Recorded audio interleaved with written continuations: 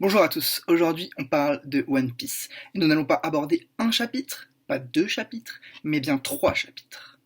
Je vais ainsi tenter de définir pour chaque chapitre les temps forts, les moments qui ont donc marqué les lecteurs, notamment donc dans le 991 où les formes sous longues de Inuarashi et Nekomamushi ont été révélées. Ils ont d'ailleurs mis à mal Jack. Et dans le 992, on a vu les 9 fourreaux rouges s'attaquer à Kaido lors d'un raid de dernière chance entre guillemets, tandis que dernièrement dans le 993, on a vu que Kaido était très puissant dans la mesure où il a rien qu'avec son souffle repoussé les fourreaux rouges.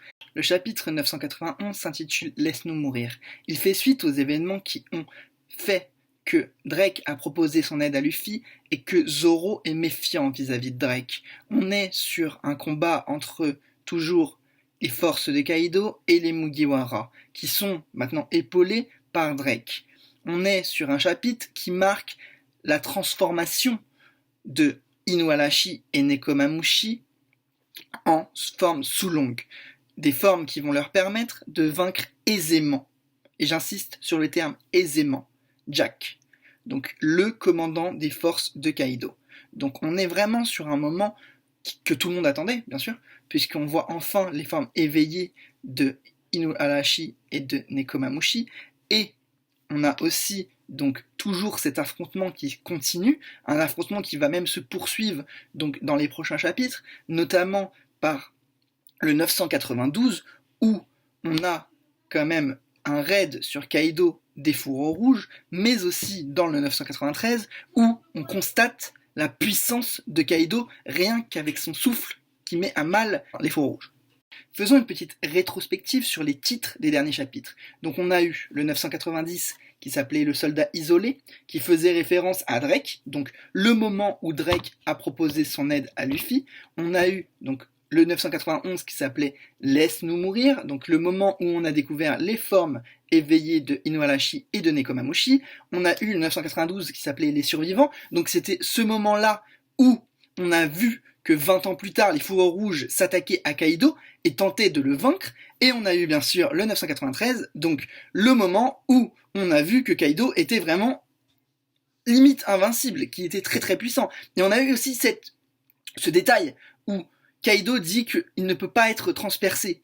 Donc ce qui invite à l'arrivée de Zoro contre Kaido.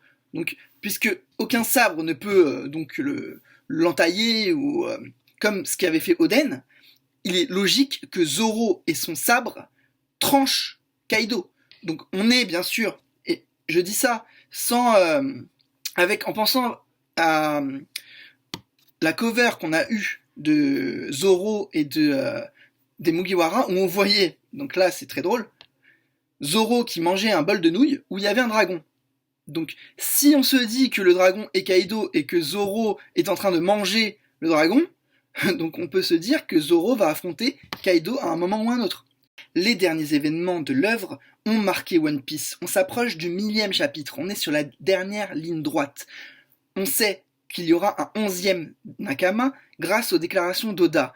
Des théories disent qu'il s'agit de Yamato, donc la fille de Kaido, mais on ne sait pas. Donc on va le découvrir sur les prochains chapitres, durant les prochains chapitres. Il est possible que nous nous trompions, il est possible que nous connaissions déjà le prochain Nakama.